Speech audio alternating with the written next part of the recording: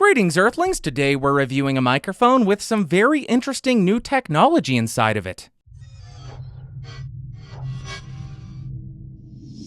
So today we're looking at this guy, the Shure KSM8 Dualdyne vocal microphone, and if you do want to pick this guy up, it will set you back between $500 and $550. Like always, links down below. And I do want to point out that the reason that this microphone is so expensive is that Shure developed new technology to make this the very first handheld dual diaphragm microphone, which really helps reduce with the proximity effect as well as off-axis rejection. But regardless, for this review, I have the microphone connected directly to the 2i2 2nd Gen with the input gain set at about 3 o'clock. Not going to do any post-processing, but I may boost it in post, so check the doobly-doo to see what I diddly did. Now let's talk about what comes in the box.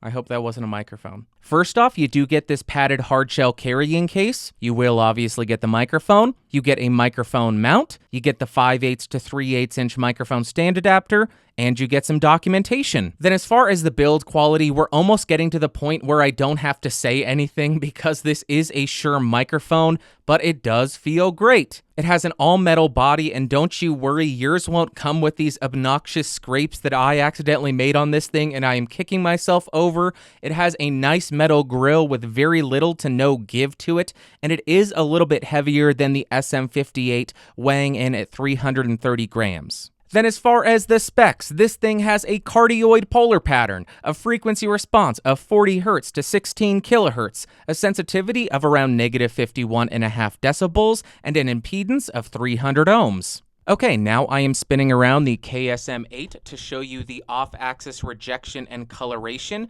We will go ahead and move around to the 180-degree area, show you what it sounds like from the rear. We'll continue moving around to the second 90-degree angle. This is what it sounds like there. And then we will rotate and end at the front of the microphone. Now I'm passing the microphone back and forth between my hands to show you how it does at rejecting handling noise.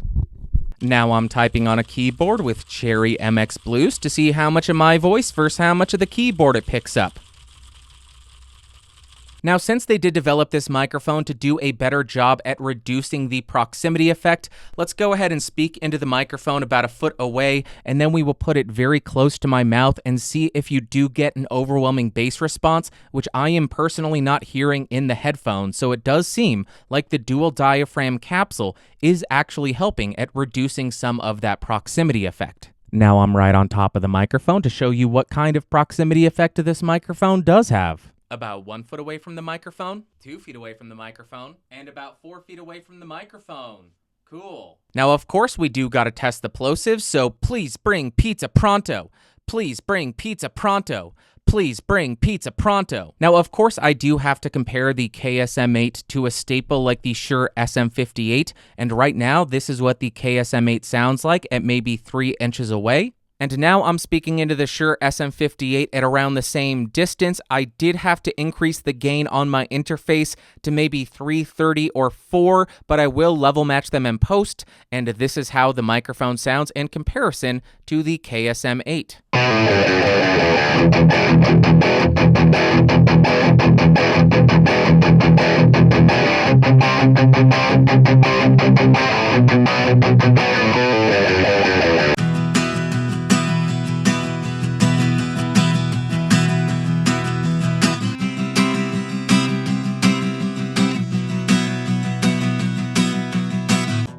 Surely Shure should save humans under robot execution orders now. You know they could, you know they should.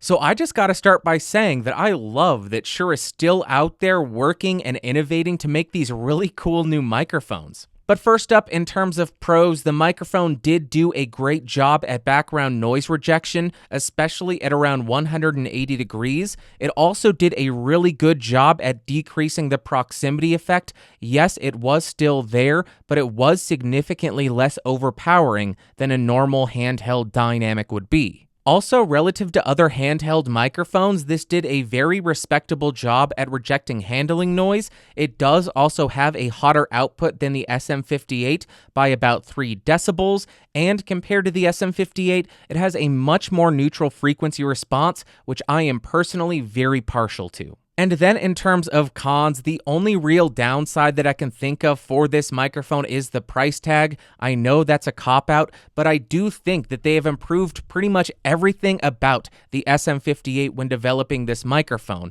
And although it is a very expensive microphone, I think that is something that should be expected when a company spends a lot of time and money developing a new technology for a specific microphone. Then as far as my overall thoughts on this microphone, on the electric guitar, I know it's a vocal microphone, but I was really impressed with this thing. It does have a more neutral tone than something like the 58 or the 57, but it doesn't miss out on any of the attack, which is very apparent when I do that single note run at the end of the riff. But on top of that, the bass response is still there and it is very apparent, but at no time did the recording start to sound muddy or sludgy or just messy. Then on the acoustic guitar, I would just describe the sound as very smooth. When I mic'd it right where the body and the neck meet, it gave this very full low end, but it didn't lose any clarity up top. And then when I moved the mic to fret 12 and angled it towards the body, it definitely did focus more on the treble frequencies, but at no point did it get overbearing or harsh or shrill or unpleasant to listen to. Next up for singing, I just think we got a very pleasing tone out of this microphone. There's still plenty of articulation up top to make it really easy to understand what you're saying, but there's no issue with sibilance, there's no harshness, it is just very smooth in the upper frequencies. Also, there is still some proximity effect and bass to this thing, but when you do utilize and activate the proximity effect, it just gives you this very warm and very smooth low end. And lastly, for spoken word, I just think this microphone is a huge improvement over the SM58. When you compare them directly next to each other, the SM58 started to sound a bit overhyped, it sounded like it lacked in the lower frequencies, and it almost sounded like it was on the verge of being sibilant. But just like I mentioned for singing, for spoken word, this microphone has a lot of articulation and clarity up top, but it doesn't ever get fatiguing and it doesn't introduce any issues with sibilance. The mid frequencies are also relatively flat with no treble frequencies, nothing sticking out, nothing overcut, and the bass frequencies on this thing are just so cushiony and warm and just really nice to listen to. And now, would I recommend this microphone? Yes and no. Obviously, if you are on a budget, I am not going to recommend it because it is ridiculously expensive, but also if you're just buying microphones for a punk show or something that is going to be lo-fi, you don't need to spend money on a microphone like this.